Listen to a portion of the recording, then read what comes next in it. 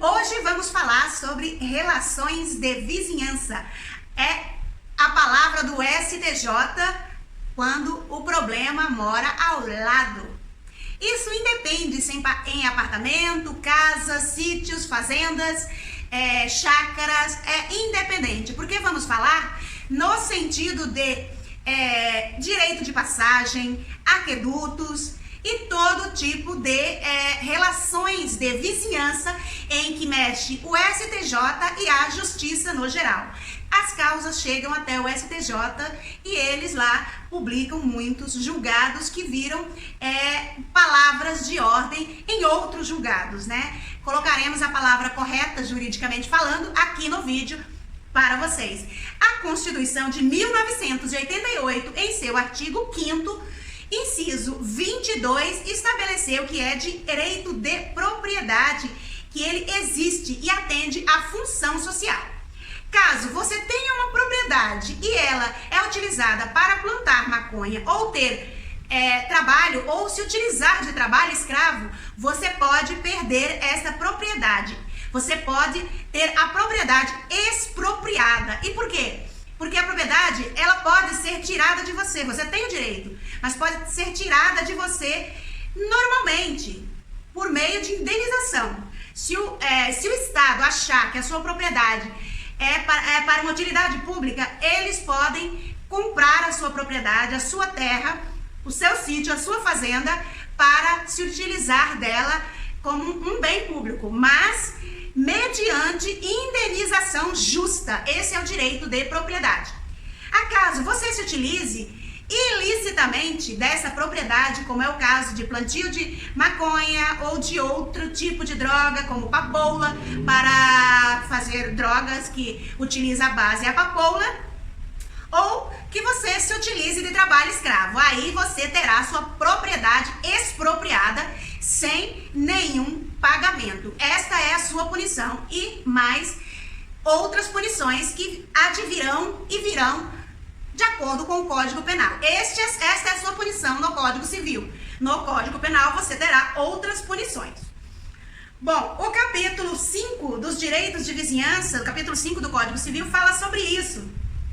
E entre os temas abordados neste capítulo estão as passagens de cabos e tubulações em terrenos privados para prover serviços de utilidade pública, passagem de água e atender a necessidade de terrenos limítrofes para edificação entre prédios. Por exemplo, você tem um sítio ou uma fazenda que para você entrar nela, você necessita entrar em outra propriedade antes. Ou seja, você necessita de direito de passagem, certo? Porque senão você não terá acesso à sua propriedade.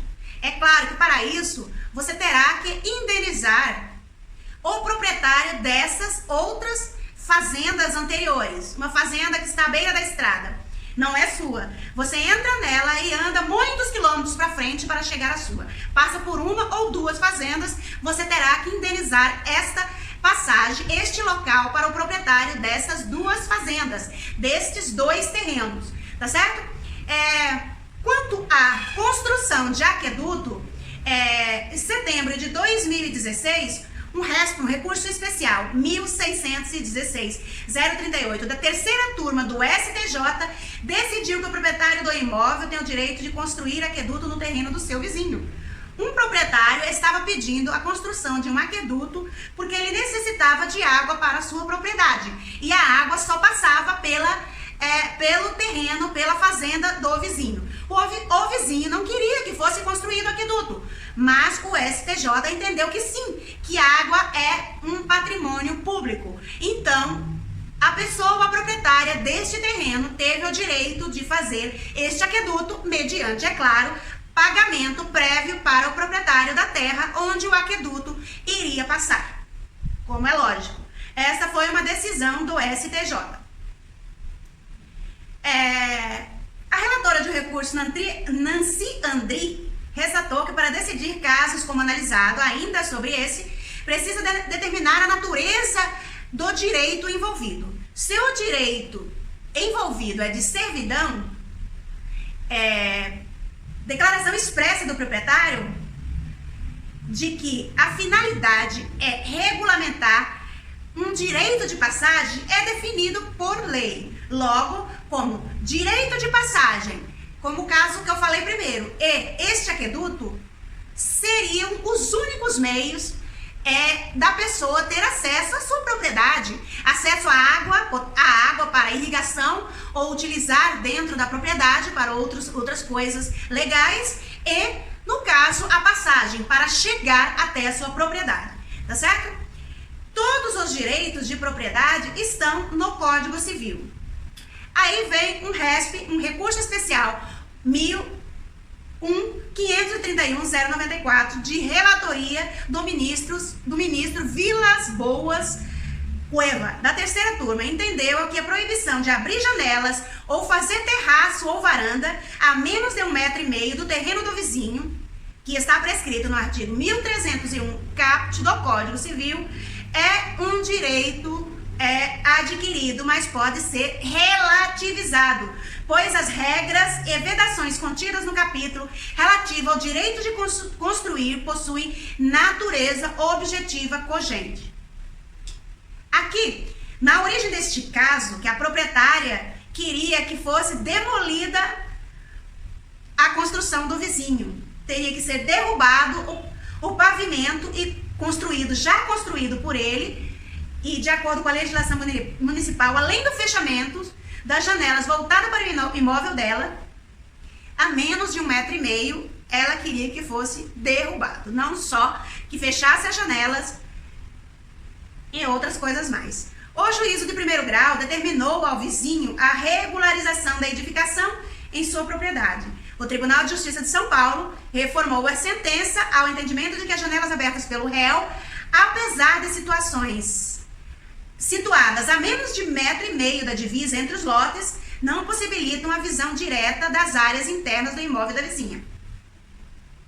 Ao STJ, a proprietária alegou que a regra do artigo 1301 caput do Código Civil evidencia uma limitação legal ao direito de construir, que não se limita ao campo da visão e independe da aferição acerca da existência ou não da ofensa à privacidade do interior do imóvel da vizinha. Aí o STJ segue com proibição objetiva. Em seu voto, o relator, ministro Vilas Boas Cuevas, acolheu as alegações da autora da ação. Segundo o magistrado, de fato, as regras atinentes ao direito de construir prevista no Código Civil são de natureza objetiva e cogente. Traduzindo, verdadeira presunção de devassamento, que não se limita à visão, englobando outras espécies de invasão, auditiva, olfativa e principalmente física, pois também buscam impedir que objetos caiam ou sejam arremessados de uma propriedade a outra, de modo a evitar conflito entre vizinhos. A proibição é objetiva, bastando para sua configuração a presença do elemento objetivo estabelecido pela lei, a construção das janelas a menos de 1,5 metro do terreno do vizinho, de modo que independe da aferição dos aspectos subjetivos relativos à eventual atenuação do devastamento visual, por exemplo. Ou seja, decidiram então que deveria ser derrubado a parte superior que o vizinho tinha construído. Ao julgar o RESP 1659-500, a terceira turma do STJ afirmou a tese de que, no caso de danos permanentes causados por um vizinho ao outro, o marco inicial do prazo prescricional para ajuizar a ação de reparação civil se renova diariamente, enquanto não cessar a causa do dano. Ou seja, enquanto não derrubar, não prescreve. Enquanto a coisa não for feita, ou abrir a passagem, ou abrir o aqueduto, qualquer que seja o fato, enquanto ele não cessar, não prescreve. No caso assim, a decisão veio após o colegiado análise de recurso especial de uma empresa de telefonia contra a decisão do Tribunal de Justiça do Rio de Janeiro, que condenou ao pagamento de indenização por danos morais no valor de R$5.000 por suposto abandono de terreno de sua propriedade, causando os prejuízos à residência vizinha. segundo consta nos autos, alegou que a propriedade da empresa era utilizada para consumo de drogas, depósito de lixo e até como banheiro público, prejudicando a saúde da sua família, de quem entrou com recurso contra esta empresa. Logo, como disse anteriormente, a prescrição só se dará quando cessar definitivamente esse prejuízo que esta família estava sofrendo. A empresa asseverou que o ajuizamento da ação e sua citação ocorreram mais de 3 anos após contada a violação do direito, estando, portanto, consumada a prescrição. Só que não. Enquanto não cessar, não prescreve. A cessação. Em seu voto, a relatora do processo, a ministra Nancy Andrighi, ressaltou que, de fato, o prazo da prescrição do artigo 206, parágrafo 3º, inciso 5 do Código Civil de 2002 para reparação civil é de 3 anos, porém esse prazo não pode ser contado a partir do início do evento danoso, e sim do seu encerramento. Ela disse, não há que se falar a ocorrência da prescrição na hipótese de danos constantes e permanentes e que subsiste até o ajuizamento da demanda. Afinal, se o dano decorre de causa que se protrai no tempo, é a partir da cessação da causa que passa a fluir o prazo prescricional, afirmou a magistrada Nancy Andrighi. Ou seja, não tinha cessado os danos que estavam causando mal-estar a esta família, ou seja, lixo, depósito de lixo, urinário, ou seja, banheiro público, local de utilidade para pessoas usarem drogas e várias outras coisas. Isso não tinha cessado. Logo, a proprietária que ajuizou a ação tinha toda a razão. Tá certo? Disse a ministra Nancy Andrighi. Sobre queimadas, a 4ª turma do STJ, no recurso especial 381/211, manteve a decisão do Tribunal de Justiça Tocantins, que condenou um fazendeiro a pagar indenização por danos morais e materiais ao proprietário da fazenda vizinha em razão de uma queimada em seu terreno ter atingido a propriedade ao lado, que era dele, causando morte de animais, degradação do solo e destruição de cercas e passagens. A relatoria foi do ministro Marco Buzzi. Em sua defesa, o réu alegou que não poderia ser culpado pelo incêndio, pois sua propriedade estava sob a responsabilidade de outra pessoa, de um comandatário que desenvolvia uma atividade agrícola local. Alegou também diretamente que do entendimento do TJ Tocantins, que o caso não tratava de responsabilidade ambiental, mas sim responsabilidade civil tradicional. As alegações não foram acolhidas pelo colegiado, que entendeu que a partir das características do dano tratar de lesão ambiental na modalidade individual, reflexa por ricochete. O conceito de dano ambiental, diz o ministro relator, engloba, além dos prejuízos causados ao meio ambiente, em sentido amplo, os danos individuais operados por intermédio desse, também denominados danos ambientais por ricochete, hipótese configurada nos autos em que o patrimônio jurídico do autor foi atingido em virtude da prática de queimada no imóvel do vizinho, destacou o relator. Quanto à modalidade de responsabilização, o relator Marco Buzzi, o ministro relator, lembrou tanto que a Constituição Federal, na Lei 6.938 de 1981, prevê a responsabilidade objetiva nos casos de dano ambiental, respondendo direta ou indiretamente todo aquele que lesionar o meio ambiente. Disse ele ainda, a excludente de responsabilidade civil consiste no fato de terceiro, na seara ambiental, só poderá ser reconhecida o ato praticado por terceiro for completamente estranho à atividade desenvolvida pelo indigitado poluidor. E não se passa a atribuir a este qualquer participação na consecução do dano, ato omissivo ou comissivo, e que não se verifica na hipótese consoante estabelecida nas instâncias ordinárias. Continuando, o magistrado ressaltou que o fato do proprietário não ser possuidor direto do imóvel não afasta a responsabilidade. Ou seja, ele não usava, não usufruía, mas tinha um possuidor indireto que era autorizado por ele, que conservava essa posse indireta, e ele teria que se responsabilizar por isso da mesma forma, porque não foi vigilante em relação ao bem.